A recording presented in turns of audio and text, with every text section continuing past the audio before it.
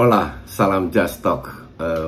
Gue mau bahas dua pertandingan seperti kalian tahu, Juve Inter dan Barca Sevilla.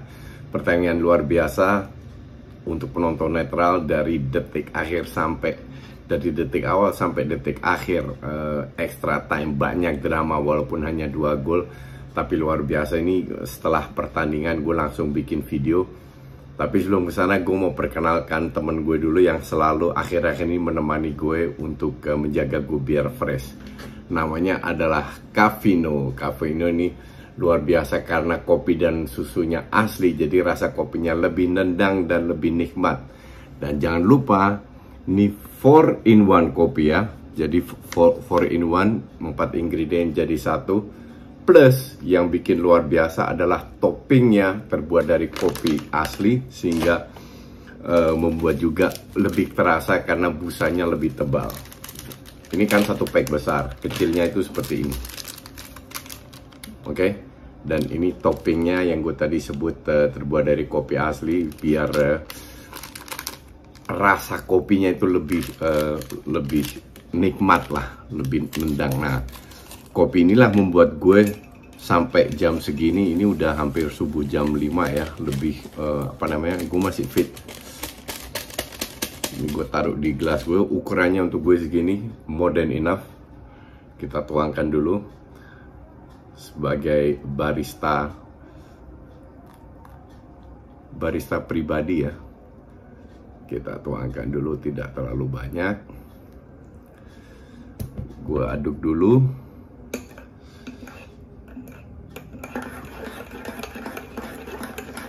Dan sekarang gue masukkan toppingnya. Nah, topping ini penting karena terbuat dari kopi asli ya, sehingga lebih nendang. Oke. Taruh sendoknya dulu. Seperti kalian bisa lihat, kelihatan kan?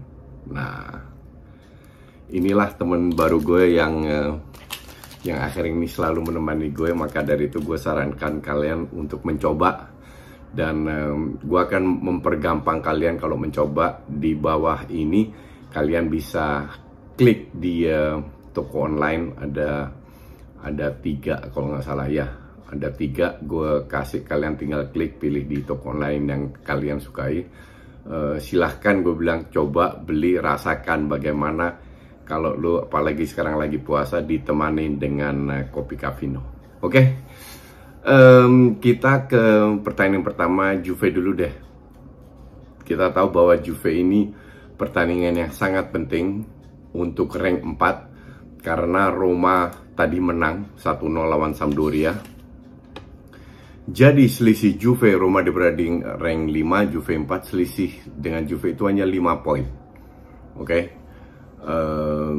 Juve bermain di kandang lawan Inter dan harus menang karena Inter berada di rank 3. Selisihnya itu 1 poin, 60-59, tapi ketinggalan 1 pertandingan. Jadi kalau Juve menang tadi itu dilangkai Inter.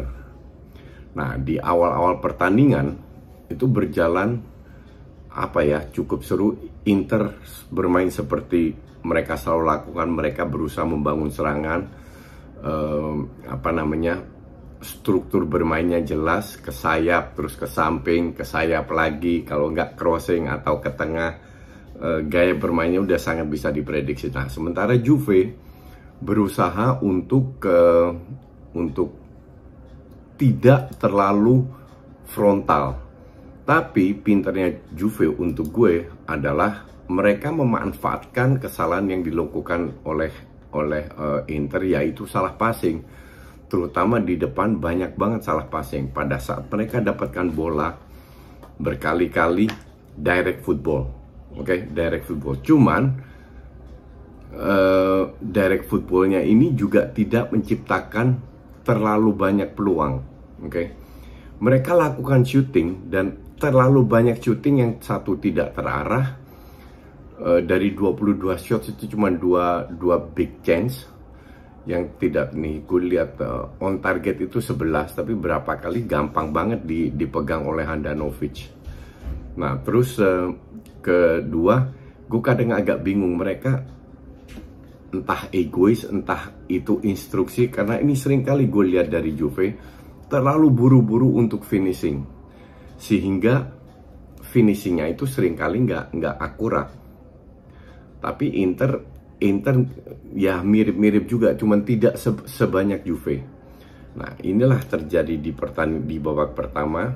Inter berusaha menyerang, Juve berusaha untuk counter. Sebenarnya nggak counter juga, Juve juga berusaha membangun serangan dari bawah.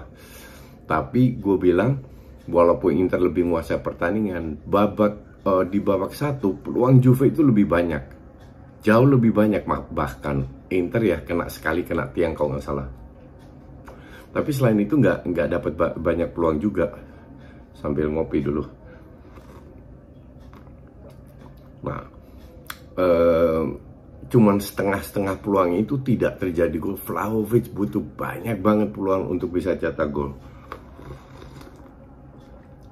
Terus di babak kedua Inter dapat penalti. Oke. Apakah itu layak penalti? Ya, itu layak penalti karena kakinya Dumfries diinjek tanpa menyentuh bola. Fake penalti. Calhanoglu ambil, kagak masuk. Habis itu karena defendernya Juve terlalu nafsu, terjadilah own goal ya.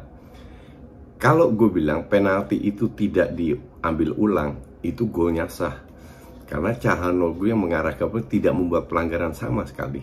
Tapi akhirnya penalti itu diambil ulang. Gue kira Chesney lebih keluar, ternyata Chesney itu keluar hanya satu kaki, satunya nempel di garis, jadi itu sah.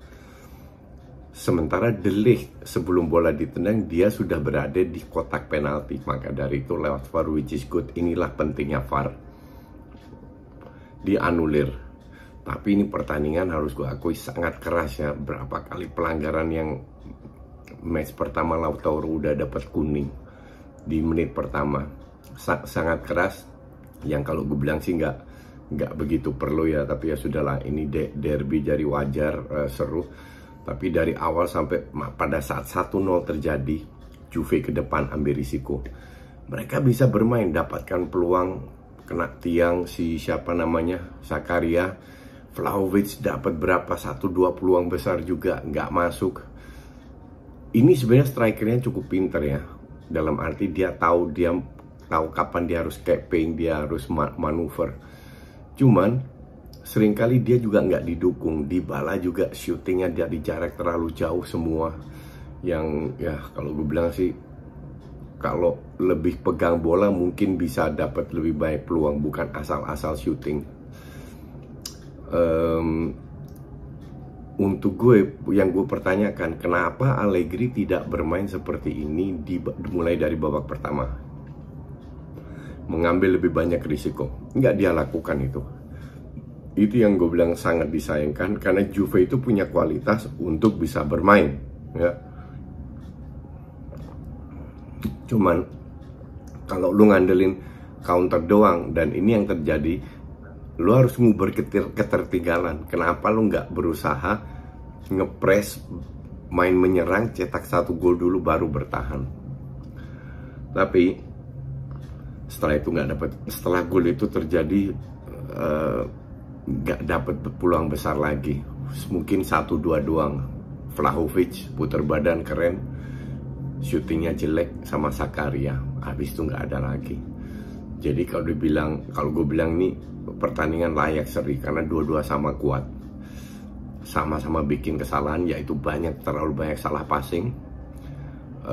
Selama 90 menit cukup imbang dari serangan, tapi ya Inter lebih beruntung dari penalti itu. But it happens, this is football. Tapi gue sangat menikmati match ini, karena ya seru, dari serunya ya, bukan taktikal keren, enggak, dari serunya, karena gue penonton netral. Sehingga Juve sekarang harus fight lagi agar jarak dengan AS Roma terjadi kalau mereka mau masuk 4 besar. Harusnya sih kalau gue bilang bisa.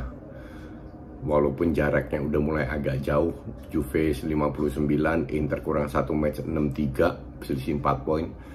Milan 7 poin, masih ada satu match main. Dan Napoli juga 7 poin.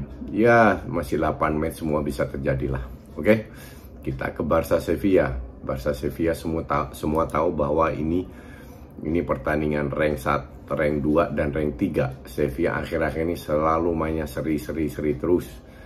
Dan Barca dalam tren yang meningkat luar biasa. Madrid dibantai 4-0 di kandang sendiri. Sekarang ketemu rank 2 Sevilla yang ya lebih bertahan lah. Itu dari detik awal Barcelona sudah mulai menggempur Sevilla. Oke, udah mulai gempur dan mendapatkan beberapa peluang. Harus dikatakan bahwa si Auba hari ini jelek, nggak kelihatan sama sekali. Ferran Torres dapat berapa peluang lagi bapuk. Karena 2-3 match terakhir dia mainnya keren, dia kalau nggak assist dia cetak gol. Nah, ini berjalan terus.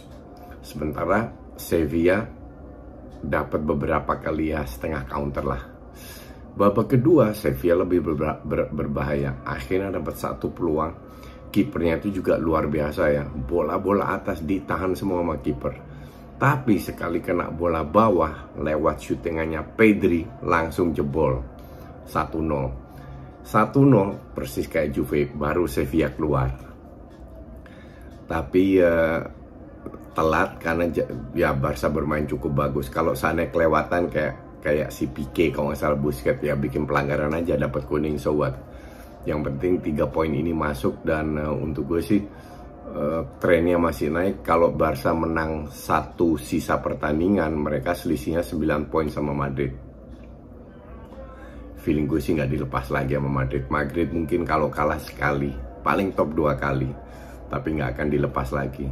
Seperti yang gue bilang, tertinggalnya terlalu jauh, sempat ketinggalan 18 poin, sehingga Madrid ini cukup solid. Mereka juga tahu, dan Madrid juara, cuman prospeknya makanya itu ke depan, lihat tahun depan aja jauh lebih penting untuk Barca. Yang penting sekarang pondasi ini dibuat oleh Xavi cukup solid. Dan kedepannya dengan datangnya beberapa pemain, Kessie, Christensen pasti, mungkin Mazraoui juga datang, mungkin beberapa pemain, semoga Dembele stay. Harusnya Barca harus bisa bersaing dengan Real Madrid. Oke, sementara itu dulu. Ntar subuh ada Arsenal dan juga Milan, kita lihat kalau bagus gue bikin video ya. Thanks for watching.